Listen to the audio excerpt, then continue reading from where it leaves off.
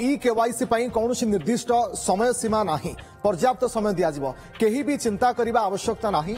ये सूचना देइछन्ति खाद्य जोगाण मंत्री कृष्णचंद्र पात्र। सर्भे केवल मृत एवं अयोग्यों सामिल होइथिबा केही योग्य हिताधिकारी बाद पड़े नहीं। परिवार केही बाहर थिले आराम रे आसी इ केवाईसी करि पारिबे। समस्त हिताधिकारी को नोटिस दियाजिव। समस्त इ केवाईसी जांच सरिबा परे ए प्रक्रिया बंद कराजिव बोली खाद्य जोगाण और खाउती कल्याण मंत्री कृष्णचंद्र पात्र सूचना दैछन्ति। प्रकृतरे जो कार्डटा आमे देइछु सेई लोकोटा कि नाही खाली चिन्हिबार अछि।